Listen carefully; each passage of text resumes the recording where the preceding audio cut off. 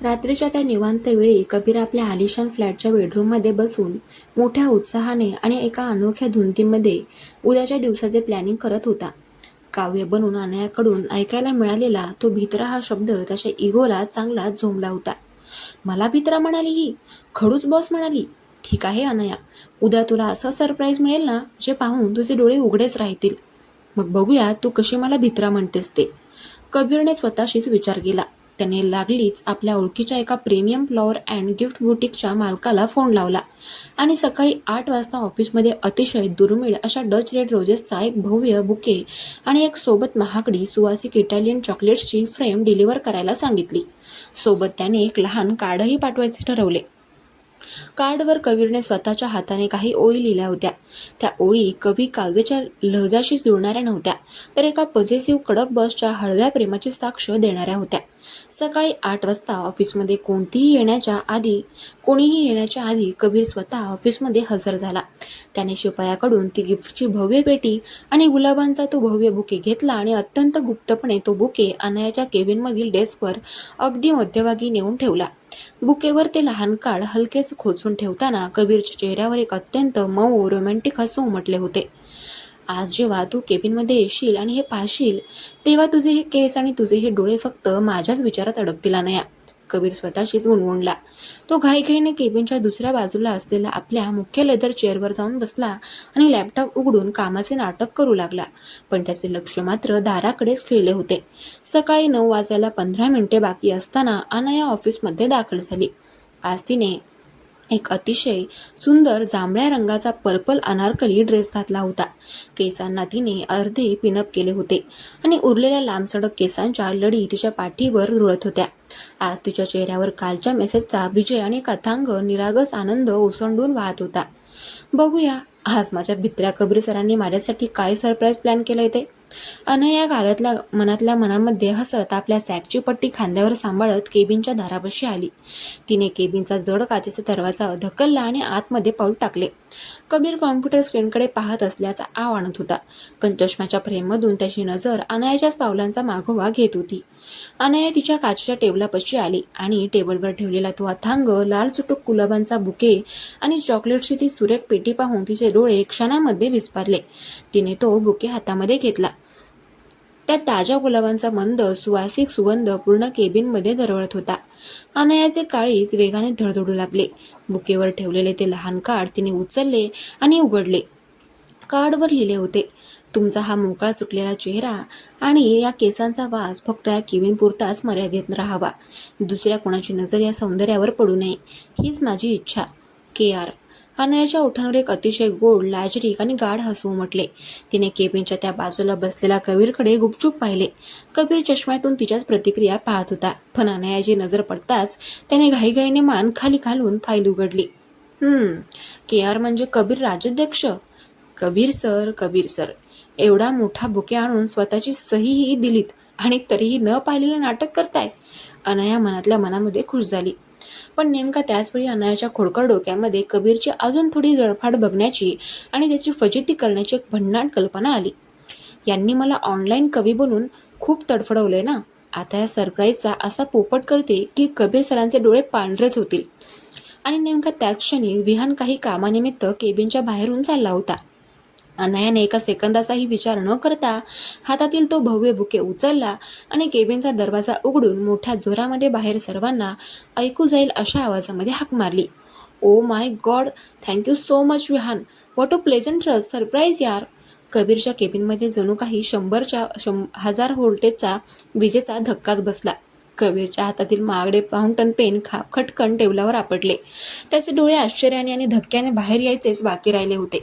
बाहेर उभा असलेला विहान पूर्णपणे गोंधळला. काय? अनया, मी काय केलं? विहान दचकून केबिनच्या दारापाशी आला. अनयाने सर्वांसमोर तो गुलाबाचा भव्य बुके विहानच्या हातामध्ये टेकवला आणि अत्यंत लाडाने मोठ्या आवाजामध्ये म्हणाली, विहान, तू किती स्वीट आहेस यार. सकाळी सकाळी माझ्या डेस्कवर एवढा सुंदर डच रोजेसचा बुके आणि चॉकलेट्स ठेवण्याची काय गरज होती? मला माहिती आहे, काल मी म्हणाले होते ना की मला सरप्राईज आवडतात. Thank you so much. विहानचे तोंड उघडेच राहिले. तो बुकेकडे आणि अनयाकडे पाहत होता.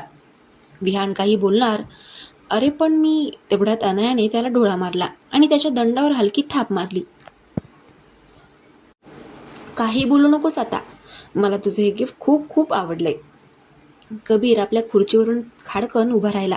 त्याचा चेहरा मत्सराने, जलसीने, रागाने आणि अपमानाने इतका लाल पिवळा झाला होता की त्याच्या गळ्यातील नसा स्पष्ट दिसू लागल्या होत्या. तो वेगाने चालत केबिनच्या दारापाशी आला. विहान. कबीरचा आवाज इतका भयानक आणि हिंस्त्र होता की पूर्ण फ्लोअरवर शांतता पसरली. विहान थरथरला. कबीर, अरे तू हे गिफ्ट इथे आणलंस? कबीरने दात ओठ खात विहानच्या हातातील त्या बुकेकडे पाहत विचारले. विहानला काय बोलावे तेच समजेना. तो बिचारा बुके धरून उभा होता. तेवढ्यात अनया मध्ये पडली. अरे सर, तुम्ही विहानवर का ओरडताय? विहानने मला एवढं छान सरप्राईज दिलंय तर तुम्ही खुश व्हायला हवं ना. शेवटी कलिग्समध्ये एवढं प्रेम असायलाच हवं. कबीरच्या छातीमध्ये जणू काही कुऱ्हाडीचे घाव बसत होते. ज्या बुकेसाठी तो सकाळी 8 वाजता ऑफिसमध्ये आला होता, ज्यावर त्याने स्वतः KR नाव लिहिले होते, त्या बुकेचे सगळे क्रेडिट अनयाने एका सेकंदामध्ये विहानच्या खात्यावर जमा केले होते. कबीरने अनयाच्या थेट डोळ्यांमध्ये पाहिले. त्याच्या डोळ्यांमध्ये लाल रंगाची जळजळ स्पष्ट दिसत होती. अनया, त्या बुकेवर कार्ड होतं. तुम्ही ते कार्ड वाचलं नाही का? कबीरचा आवाज थरथरत होता. अनयाने अत्यंत भोळा चेहरा केला. कार्ड? हो सर, वाचलं ना. त्यावर KR असं लिहिलं होतं. मला वाटलं KR म्हणजे क्रिएटिव्ह रोहन किंवा विहानचं काहीतरी सिक्रेट कोड असेल. विहानशिवाय दुसरं कोण मला एवढं रोमॅन्टिक गिफ्ट देणार सर? तुम्ही तर मला असलं काही देणार नाही, कारण तुम्ही तर खडूस बॉस आहात ना. हा थेट टोमणा ऐकून कबीरच्या डोक्यातील रक्ताची फिरकी झाली. कबीर सुन्न झाला. त्याच्या स्वतःच्या हाताने त्याच्या प्लॅनचा इतका भयानक पोपट झाला होता की त्याला आता काय बोलावे ते सुचत नव्हते. तो जर आता ओरडून म्हणाला की हा बुके मी आणला होता तर त्याचा बॉसचा इगो धुळीला मिळणार होता, आणि जर तो गप्पा राहिला तर अनया ते क्रेडिट विहानलाच देणार होती. विहानने कबीरच्या चेहऱ्यावरचे ते हावभाव पाहिले आणि विहानच्या डोक्यात एक क्षणामध्ये सगळा प्रकाश पडला. विहानने मनातून हसून घेतले. ओ, तर हा बुके कबीरने आणला होता आणि ह्या पोरीने त्याचा असा गेम केला. विहानने परिस्थितीचा फायदा घ्यायचं ठरवलं. विहानने मुद्दाम छाती फुगवून बुके हातामध्ये धरला आणि अनयाकडे पाहून हसला. मोस्ट वेलकम अनया, तुझ्यासाठी तर मी काहीही करू शकतो. तुला आवडला ना बुके? मग आता हा बुके तुझ्याच टेबलवर ठेवतो मी. कबीरने विहानच्या हातातून तो बुके जवळजवळ हिसकावूनच घेतला. No need. विहान, तुझ्या तुझ्या काम सुरू कर जाऊन तुझं काम सुरू कर बाहेर जाऊन. आणि अनया, माझं केबिनमध्ये या आत्ताच्या आत्ता. कबीरने तो बुके टेबलवर फेकला आणि स्वतःच्या खुर्चीवर जाऊन बसला. विहान केबिन बाहेर पडला आणि तोंडावर हात ठेवून हसू लागला. केबिनमध्ये अनया शांतपणे तिच्या चेअरवर येऊन बसली. कबीर दोन्ही हात डोक्याला लावून बसला होता. त्याचा श्वास वेगाने चालला होता. काय झालं सर, तुमचं डोकं दुखतंय का? अनयाने अत्यंत गोड आवाजामध्ये विचारले. कबीरने मान वर केली. त्याच्या डोळ्यांवरचा चष्मा थोडा खाली सरकला होता. अनया, तुम्हाला खरोखर समजत नाहीये की तो बुके कुणी आणला होता? KR म्हणजे कबीर राजाध्यक्ष. मी स्वतः तो बुके सकाळी तुमच्यासाठी इथे ठेवला होता. कबीरने शेवटी वैतागून हताश होऊन सत्य सांगून टाकले. अनयाने आश्चर्य व्यक्त करण्याचे नाटक केले आणि डोळे मोठे केले आणि ओठांवर हात ठेवला. ओ माय गॉड सर, तुम्ही माझ्यासाठी लाल गुलाबांचा बुके आणला होता? पण सर, तुम्ही तर मला नेहमी ओरडता, मग तुम्ही माझ्यासाठी एवढा रोमॅन्टिक बुके का आणाल? मला तर विश्वासच बसत नाहीये. कबीर तिच्या अगदी जवळ झुकला. कारण मला तुम्ही विहानच्या जवळ गेलेला आवडत नाही.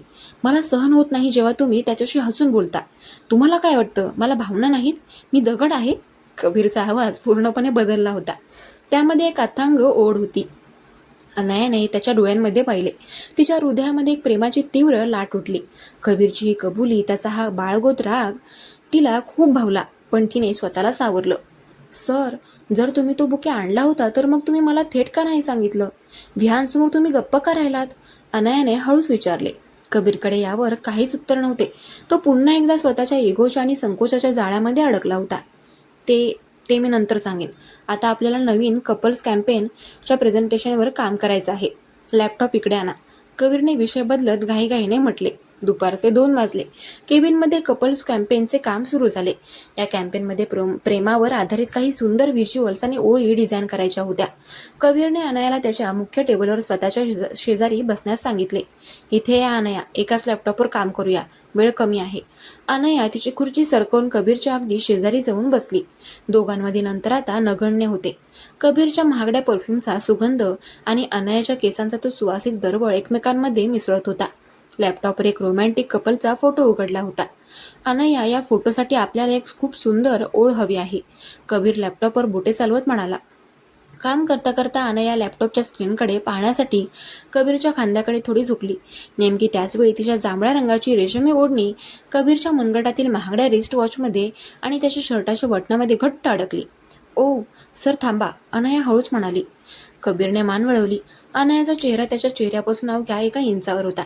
तिचे मोकळे केस कबीरच्या गालाला स्पर्श करत होते. तिच्या ओठांची हालचाल कबीरला स्पष्ट दिसत होती.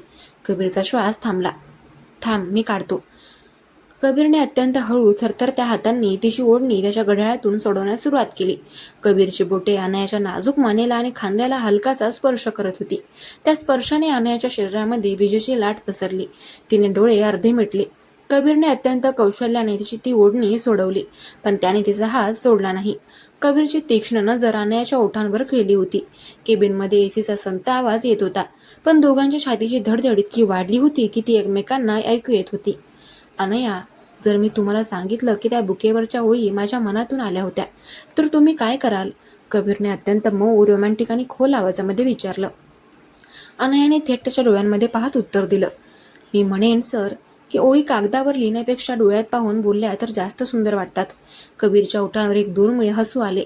तो तिच्या आणखी जवळ झुकणार तेवढ्यात केबिनचा दरवाजा अचानक जोरात उघडला.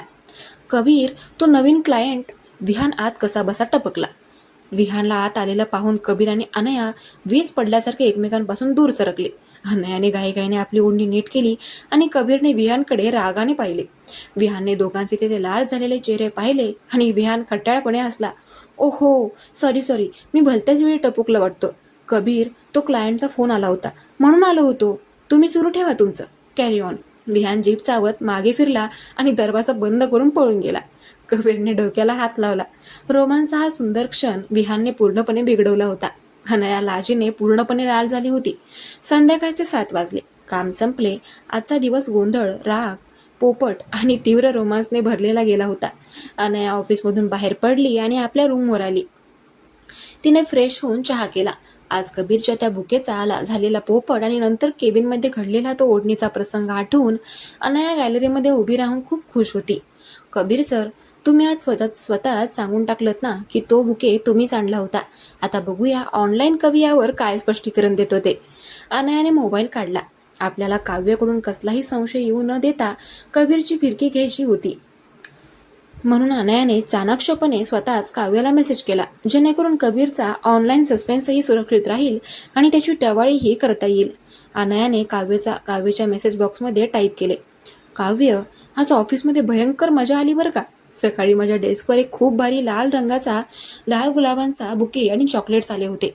मला वाटलं ते विहानने आणलंय, म्हणून मी सर्वांसमोर विहानचे थँक्यू बोलले. पण नंतर समजलं की तो बुके बिचाऱ्या खडूस कबीर सरांनी आणला होता. काव्य, कबीर सरांचा कसा पोपट झाला माहितीये? त्यांचा चेहरा रागाने लाल पिवळा झाला होता. पण नंतर केबिनमध्ये काम करताना त्यांनी मला सांगितलं की तो बुके त्यांनीच आणला होता. काव्य, मला वाटतं कबीर सरांचा तो भाबडेपणा मला आता आवडायला लागलाय.